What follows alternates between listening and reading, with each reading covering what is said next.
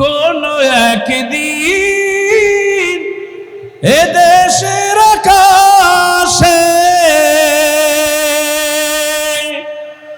কালিমার পতাকা দুলবে, সেদিন সবাই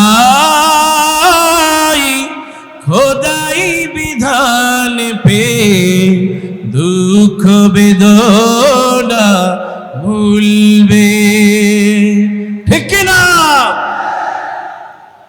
সেদিন আর রবে না হাহাকার, অন্যায় জুলুম অবিচার, থাকবে না হাহাকার দুর্নীতি কদাচার, থাকবে না হাহাকার দুর্নীতি কদাচার, সকলেই শান্তিতে থাকবে, সেদিন সবাই খোদাই বিধান পে দুঃখ বেদনা ভুলবে।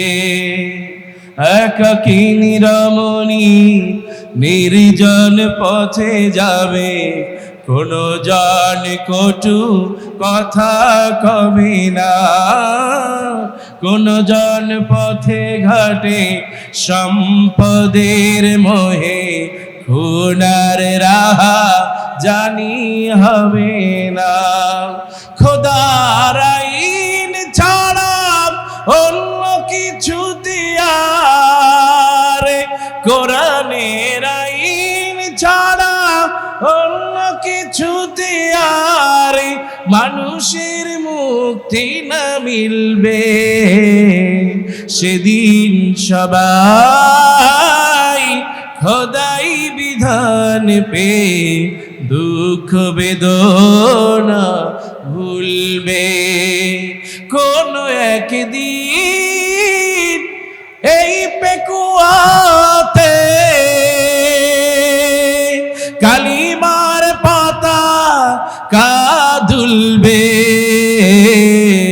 ঠিক না? সেই দিন খুব বেশি দূরে, মুসলমান জোরে বলেন খুব বেশি দূরে, কারণ এই জমিনটা কার? সবাই বলেন জমিন কার? এই কোরআন কার? সবাই বলেন কোরআন কার? আর আমরা গোলাম কার? আল্লাহর জমিন, আল্লাহর কোরআন, আল্লাহর জমিনে আল্লাহর কোরআন বাস্তবায়নের জন্য আগামীতে আবারও রক্ত দেওয়া লাগতে পারে, আগামীতে আবারও ফাঁসিতে ঝুলতে হতে পারে, আগামীতে গ্রেফতার হতে পারে, আগামীতে শহীদ হতে পারে। কারা কারা রাজি? দুই হাত তুলে দেখা।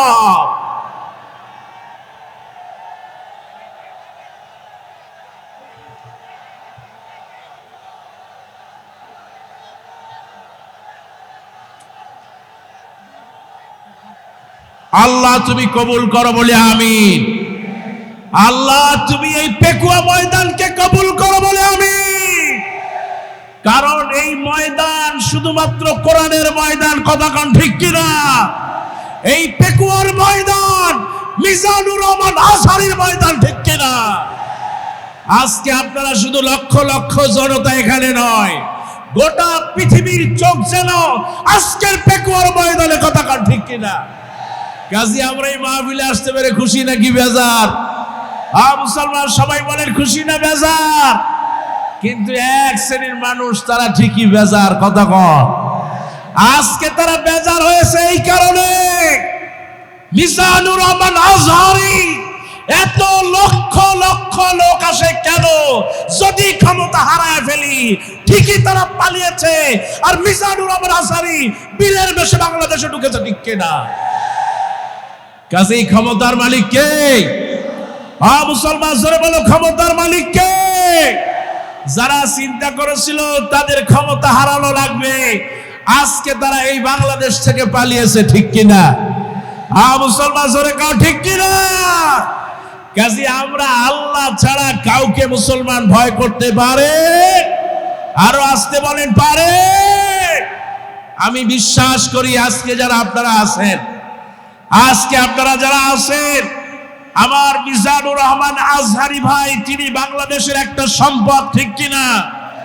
মিজানুর রহমান আজহারি ভাই শুধু বাংলাদেশের সম্পদ নয়, গোটা বিশ্বের একটা সম্পদ, ঠিক কিনা?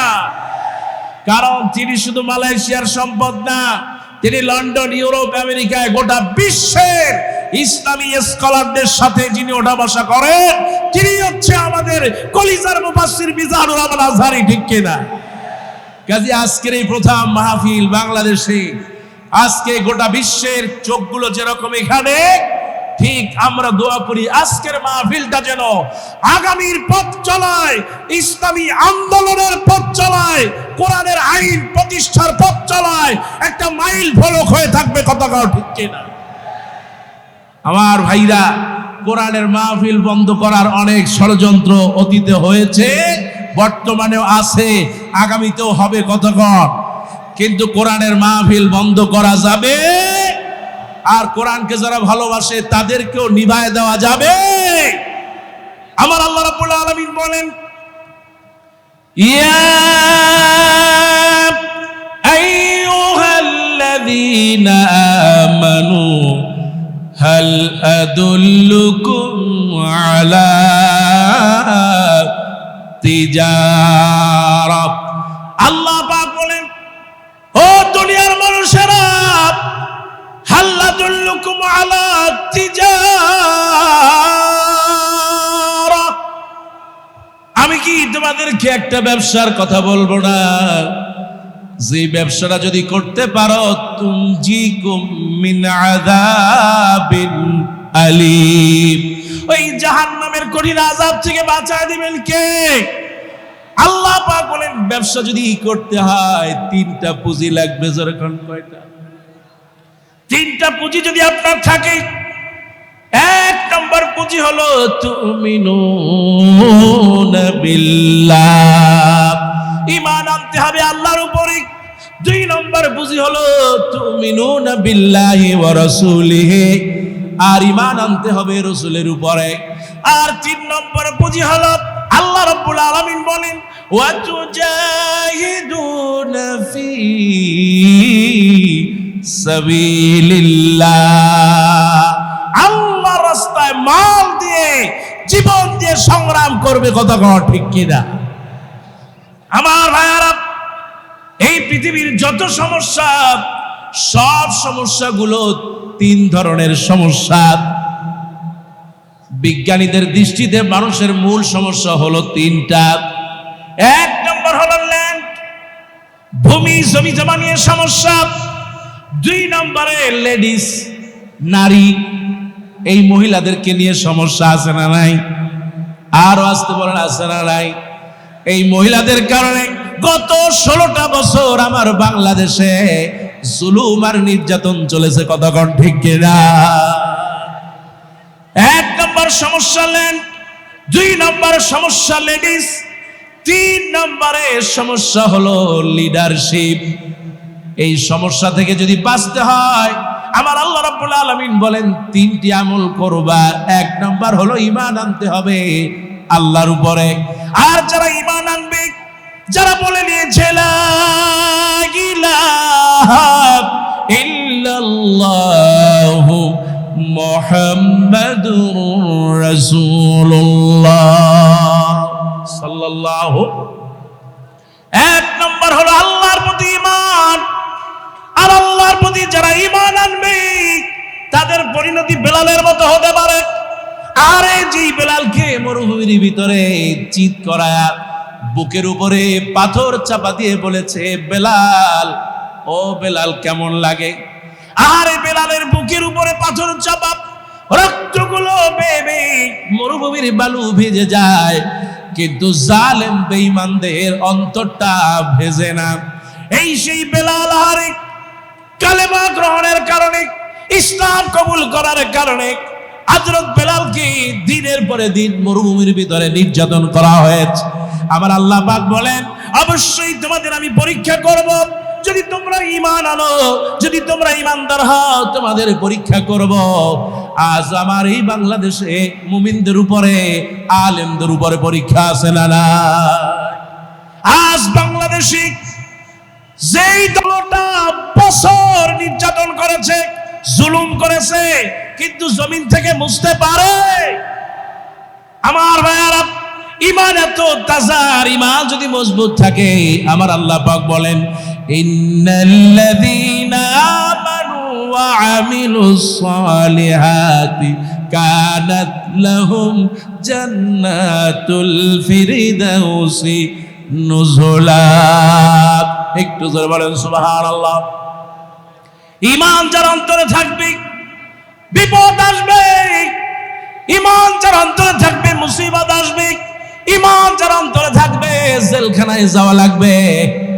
একটু তাকায় দেখেন কোরআনের পাখি, আরে আল্লামা দিলওয়ার হোসেন সাঈদী 1 বছর নয়, 2 বছর নয়, 13টা বছর বিনা কারণে জেলখানায় ছিল, ঠিক কিনা? অপরাধ কিছুই ছিল না, অপরাধ ছিল সত্যিকারে মজবুত ঈমান, আর অপরাধ ছিল কোরআন দিয়ে কথা বলার কারণে। এই সেই কোরআন, যেই কোরআন দিয়ে কথা বলতেন, কোরআনের পাখি আরে 13টা বছর তার উপরে জুলুম করেছে। কতটা জুলুম তারা করেছে! এই যে শীতের রাত, কোনো আহারের দরজা নাই, জেলখানার ভিতরে কোনো দরজা নাই, কোনো জানালা নাই, কাঠের তৈরি কোনো দরজা নাই, জানালাও নাই, লোহার শিক দিয়া গাথা দরজা আর জানালা, যার দিয়ে বাতাস ঢোকে আবার বাতাস বের হয়ে যায়। তেমন কোনো বড় কম্বল নাই, একটা সামান্য পাতলা কম্বল দিয়ে রাতের পরে রাত কাটিয়েছে। 1টা 2টা রাত নয়, 13টা বছর তিনি শীতের রাতে কষ্ট করলেন। শুধু তাই নাই ভাইরা আমার, দিনের বেলায় আরে গরমের দিনে এত কষ্ট, জেলখানার ভিতরে তেমন কোনো ভালো ব্যবস্থা নাই। এত দীর্ঘদিনের ডায়াবেটিসের রোগী তিনি, রিং বসানো 4টা ছিল, আর এই এত জুলুম আর নির্যাতনের পরেও সন্তানরা যখন যেত, যখন জিজ্ঞেস করা হতো আব্বা কেমন আছেন, তিনি বলতেন আলহামদুলিল্লাহ। প্রশংসা কার? মুসলমান যারা বলেন প্রশংসা কার? আজকে জেলখানার চাইতে কষ্ট কি আপনাদের বেশি হয়? মুসলমান বেশি হয়। এই সেই কোরআনের পাখি, আর যার ঈমানটাই এত মজবুত ছিল, জালেমরা শেষ পর্যন্ত তাকে 2টা প্রস্তাব দেওয়া হলো, আপনাকে ছেড়ে দিতে পারি।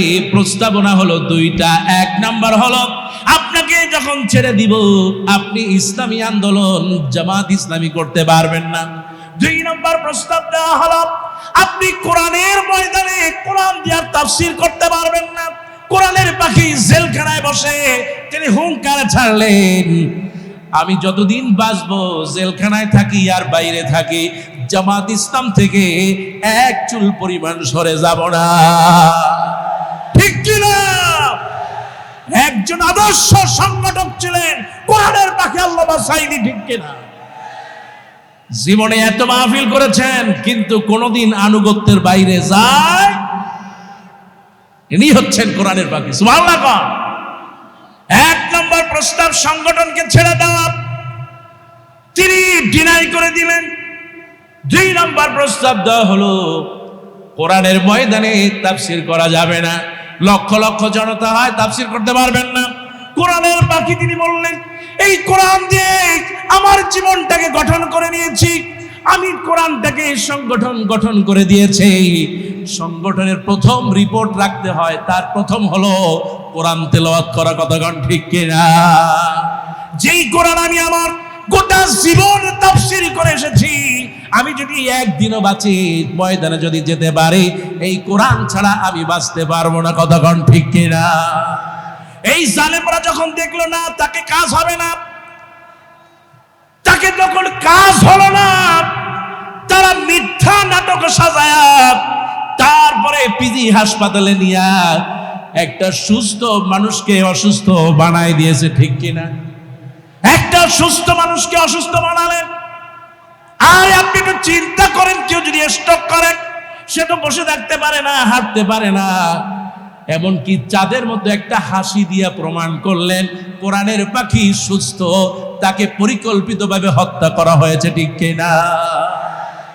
এই দুনিয়ার থেকে তাদের প্রস্তাবে রাজি না হতে তাকে স্লো পয়জন দিয়ে হত্যা করেছে মুসলমান, ঠিক কিনা?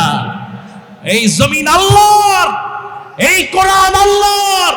আল্লাহর কোরআন নিয়ে কসম করতেছি, আমরা যতদিন বেঁচে থাকবো, আল্লামা সাঈদীর এই রুহানি সন্তানেরা যতদিন বেঁচে থাকবে, এই জমিনে বিচার হবেই হবে, ঠিক কিনা?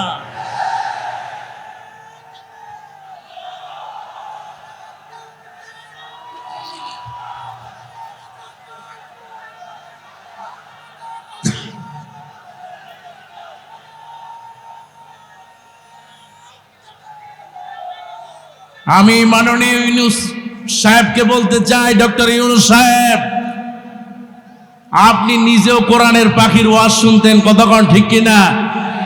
বাংলাদেশে যারা যে দল করত, হিন্দু, মুসলমান, বৌদ্ধ, খ্রিস্টান, এমন কোন লোক ছিল না যারা কোরআনের পাখিকে ভালোবাসে নাই, ঠিক কিনা?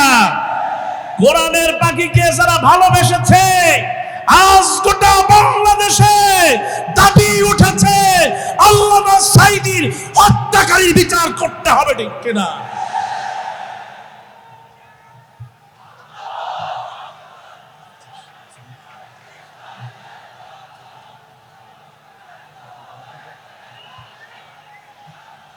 এই জন্য বলতে চাই মাননীয় উপদেষ্টা, আপনি একটু বিচার করবেন। এক নম্বরে বিচার করবেন আল্লামা সাঈদীকে যারা হত্যা করেছে, এই জমিনে অবিলম্বে তাদের বিচার করতে হবে, ঠিক কিনা? দুই নম্বর হচ্ছে শাপলা চত্বরে কোরআনের পাখিদেরকে যারা হত্যা করেছে তাদের বিচার করতে হবে, ঠিক কিনা? আপনি মনে করেন না জনগণ আপনাকে ছেড়ে দেবে? মাননীয় উপদেষ্টা মহোদয়, আপনাকে বলে দিতে চাই, আপনি অচিরেই বিচার কার্য সমাপন করেন। কারা বিডিআরদেরকে, সেনাবাহিনীদের হত্যা করলো, তাদের বিচার করতে হবে, ঠিক কিনা? 28শে অক্টোবর বাইতুল মুকাররমে আমার ভাইদের উপরে লগি বৈঠা দিয়া যেভাবে নির্যাতন করেছে, তাদের বিচার করতে হবে, ঠিক কিনা? আপনি যদি বিচারে ব্যর্থ হবেন, এটা আমরা জানি, কথা কাও, ঠিক কিনা? আমি ওই দিন হালুয়াঘাটে বলেছিলাম, আমি মিশরের 7 বছরে ছিলাম, আমি দেখেছি মোবারক চলে গিয়েছে ঠিকই, কিন্তু ডালে ডালে শকুনগুলো ছিল। আজ বাংলাদেশে ঠিকই তাদের প্রেতাত্মারা রয়ে গেছে, যারা সচিবালয় সহ বিভিন্ন জায়গায় নানা অঘটন ঘটাচ্ছে, কথা কান, ঠিক কিনা? আপনি বিচার করবেন কারে দিয়া? সচিব তো অধিকাংশ তাদের, কথা কান। আপনি বিচার করবেন কাদেরকে দিয়া? পুলিশের মধ্যে তাদের লোক আছে না নাই? মুসলমান 5 তারিখে যেভাবে আমাদের ভাইদেরকে হত্যা করলো, ছাত্রদেরকে হত্যা করলো, আজ পর্যন্ত কোন ছাত্রকে হত্যার বিচার হয় নাই, ঠিক কিনা? এই বিচার কে করবে? অবশ্যই আপনাদেরকে করতে হবে, কথা কন। আমার ভাইরা, আল্লাহ পাক বলে দিয়েছেন, ইন্নাল্লাযীনা ক্বালু রাব্বুনাল্লাহ, নিশ্চয়ই যারা বলবে আমার রব আল্লাহ, সুম্মাস্তাকামু, তারপরে অবিচল থাকবে, তাতানাজ্জালু আলাইহিমুল মালায়েকা, আল্লাহ পাক বলেছেন আমি তাদের উপরে ফেরেশতা নাজিল করব, ঠিক কিনা? আর এই যে আন্দোলনে আমি ছিলাম যাত্রাবাড়িতে, আমার চোখের সামনে কত মানুষ লাশ হয়ে গিয়েছে। পরাপর 3টা জুমায় আমি খুতবা দিয়েছি। তিনি বলেছিলেন যে চাকরি পাবে মুক্তিযোদ্ধার ছেলেরা, রাজাকারের ছেলেরা পাবে, রাজাকারের নাতিরা পাবে। এই অহংকার তাকে এই দুনিয়ার থেকে নয়, এই জমিন থেকে, এই বাংলাদেশ থেকে বিদায় করে দিয়েছে, ঠিক? আজকে যেটা ছিল আমাদের জন্য গালি, এটা হলো আজকে আমাদের জন্য সম্মানজনক, কথা কন, ঠিক কিনা? আজ গোটা পৃথিবীতে, শুধু আমি নয়, বাংলাদেশ নয়, সারা পৃথিবীতে তুমি কে, আমি কে, তুমি কে, আমি কে, কে বলেছে? কাজী এই অপমান নিয়ে দুনিয়ার থেকে আপনাদের যাওয়া লাগবে। এই জমিনে আপনাদের দাফন হবে না, কথা কোন ঠিক কিনা? আমার ভাইরা বলতে চাই, ইন্নাল্লাযীনা ক্বালু রাব্বুনাল্লাহ সুম্মা ইসতাকামু তাতানাজ্জালু আলাইহিমুল মালায়েকা। সোনার টুকরা ছেলেরা, বৈষম্য বিরোধী ছাত্র আন্দোলনের ছেলেরা মাঠে নেমেছে, আল্লাহ পাক ফেরেশতা দিয়ে সাহায্য করছে, ঠিক কিনা? কাজী আমরা যদি কোরআন নিয়ে থাকতে পারি, আমরা যদি ইসলাম নিয়ে থাকতে পারি, আমরা যদি আল্লাহওয়ালাদের সাথে থাকতে পারি, আগামীর জমিন হবে ইমানদারদের জমিন, ঠিক কিনা? আমার ভাইয়ারা ও আমার মারা, দুনিয়ায় থাকবো না, চলে যাব। আল্লাহ নবী বিশ্ব নবী রাহমাতুল লিল আলামিন বলেন, মাগো তুমি 4টি আমল করবা মা। ইযা সাল্লাতিল মাররাতু খামসা, একজন মা যখন 5 ওয়াক্ত নামাজ পড়বে, ও সামাত শাহরাহা, রমজান মাসে রোজা রাখবে, ও আতাত যাওজাহা, স্বামীর খেদমত করবে, ও হাফাজাত ফারাজাহা, নিজের সতীত্ব আর পর্দা রক্ষা করবে। এই 4টি আমল যেই মা করতে পারবে, ওই যে আল্লাহ রাব্বুল আলামিন বলেন, হাল আদুল্লুকুম আলা তিজারা, আমি কি একটা ব্যবসার কথা বলবো না? এই ব্যবসার মধ্যে 1 নম্বর হলো ঈমান। যারা এই 4টি কাজ করতে পারবে, আল্লাহ নবী বিশ্ব নবী বলেন, কিলা লাহু দিখিলিল জান্নাহ, কিয়ামতের দিন বলা হবে জান্নাতের সব দরজা খুলে দাও, যেটা দিয়া মনে চায় ওই পেকুয়ার মা বোনেরা জান্নাতে চলে যাবে। কোন সুবহানাল্লাহ। আমার ভাইয়ারা, এই মায়েদের মর্যাদা অনেক বেশি, সুবহানাল্লাহ কোন। আরে আল্লাহ নবী বিশ্ব নবী রাহমাতুল লিল আলামিন বলেন, হুমা জান্নাতুকা ওয়া নারুকা, এই তোমার মা তোমার বাবা তোমার জন্য জাহান্নাম, তোমার জন্য আবার জান্নাত। যদি মায়ের সাথে ভালো ব্যবহার করো, জান্নাত দিবে কে? আরে মায়ের তো মর্যাদা দিয়েছি। আজকে যাদের মা নাই তাদের জন্য দোয়া করি, যাদের বাবা নাই দোয়া করি, আল্লাহ কবরটা জান্নাতুল ফেরদাউস বানায় দাও, জোরে বলেন আমিন। আরে আমার ভাই নেয়ামতুল্লাহ নিজামী আব্বাজান দুনিয়া থেকে চলে গিয়েছি, আরে তার এই সওয়াব মাওলানা শহীদুল্লাহ ইসালে সওয়াব মাহফিল, দোয়া করি আল্লাহ তার আব্বাজানের কবরটাকে জান্নাতের টুকরা বানাও, বলে আমিন। আমার ভাইয়েরা, মায়েদের এত মর্যাদা দিলেন।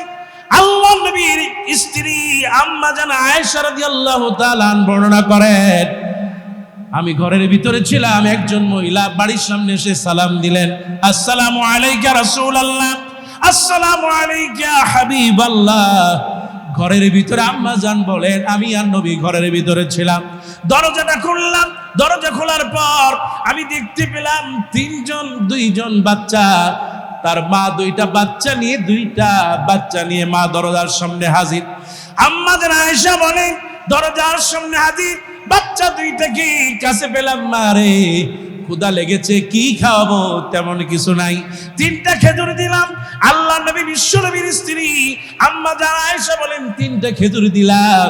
এই 3টা খেজুরের 2টা খেজুর মা 2টা বাচ্চার হাতে তুলে দিল, আর একটা খেজুর, সহিহ হাদিস আল্লাহ নবী বর্ণনা করেন, আর একটা খেজুর মা খেতে গিয়েও খেলেন না, তিনি হাতের সামনে ধরলেন, আর বাচ্চা 2টা খেজুর খেয়ে ফেললো। বাচ্চা 2টা খেজুর খাওয়ার পর এবার মায়ের খেজুরের দিকে তাকায় আর বলে, মা খেজুরটা আমাকে দাও। বাচ্চা 2টার দিকে মুখে তাকায়া মা খেজুরটার 2টা ভাগ করে 2 বাচ্চাকে খাওয়ায় দিলেন। ও আমার ভাইয়েরা, মায়েরা, আম্মা জান আয়েশা রাদিয়াল্লাহু তাআলা বর্ণনা করতেছেন, আমি জলদি করে আল্লাহর নবীর কাছে চলে গেলাম, ইয়া রাসূলুল্লাহ, ইয়া হাবিবাল্লাহ, ওগো আল্লাহর নবী, আমি কি দেখলাম, মায়েরা কি এত কষ্ট করতে পারে? ওগো নবী, এ ব্যাপারে আপনার কি মত? আল্লাহ নবী বলেছেন, যেই মা তার সন্তানের জন্য এত কষ্ট করতে পারে, ওয়াজাবাত আলাইহা জান্নাহ, আমার আল্লাহ রাব্বুল আলামিন তার জন্য জান্নাত ওয়াজিব করে দিবেন। জান্নাত ওয়াজিব করলেন কে? এই জন্য মা বাবার খেদমত ছাড়া জান্নাতে যাওয়া যাবে?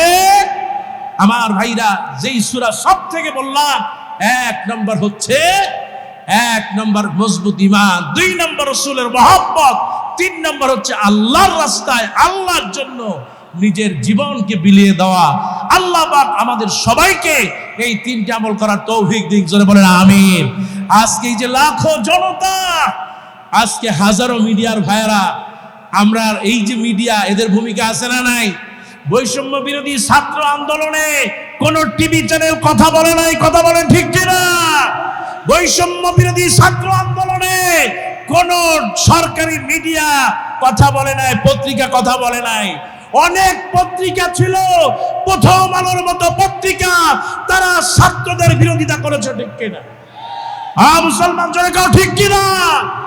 এই প্রথম আলোর পত্রিকাটা মুসলমানদের জন্য পায়খানার টিস্যু হিসেবে ব্যবহার করা জায়েজ নাই, ঠিক কিনা?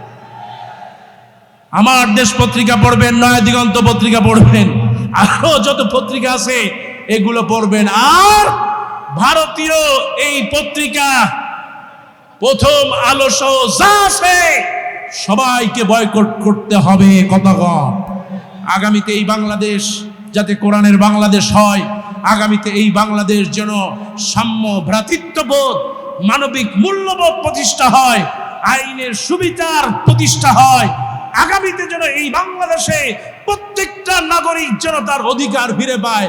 এই জন্য আজকের পেকুয়ার ময়দান থেকে বলতে চাই, আগামীর বাংলাদেশে মিজানুর রহমান আজহারীকে কোন একটা জায়গায় আমরা দেখতে চাই। কথা কন ঠিক কিনা? মুসলমান জনে কেউ ঠিক কিনা? অন্তত এমন একটা জায়গায় রাখবেন যেই জায়গা থেকে এই স্কলারকে বসালে তিনি এই দেশের জন্য কাজ করতে পারবেন ইনশাআল্লাহ। আমার ভাইকে মিজানুর রহমান আজহারীকে কবুল করুন, বলে আমিন। মুসলমান জোরে বলেন আমিন। আগামীতে মিজানুর রহমান আজহারীর ভাই অনেক মাহফিল হবে। আমরা শত শত হাজারো কোটি জনতা মিজানুর রহমান আজহারী ভাইয়ের এই মাহফিলগুলোতে অংশগ্রহণ করব, আর জালেমদেরকে দেখাই দিব মিজানুর রহমান আজহারী কারো শত্রু নয়, গোটা পৃথিবীর বন্ধু। কতক্ষণ ঠিক কিনা? আল্লাহ আমাদের সবাইকে কবুল করুন। আজকের এই মাহফিলে যারা কথা বললেন সবাইকে আল্লাহ বরকত দিন। বিশেষ করে আমার প্রিয় ভাই নিয়ামতুল্লাহ নিজামী, দোয়া করি তার জন্য। আব্বাজান দুনিয়ায় নাই, আল্লাহ ছাড়া আব্বাজানের কবরটা জান্নাতের টুকরা বানায় দিক, বলি আমিন। আজকের এই পেকুয়ার ময়দান গোটা বাংলাদেশের জন্য একটা ইতিহাস হয়ে থাকবে ইনশাআল্লাহ। আরো জোরে বলেন ইনশাআল্লাহ। আল্লাহ আমাদেরকে কবুল করুন, আমিন। হাযা মা ইনদি ওয়া ইনদাল্লাহ। ওয়াসসালামু আলাইকুম ওয়া রাহমাতুল্লাহি ওয়া বারাকাতুহু।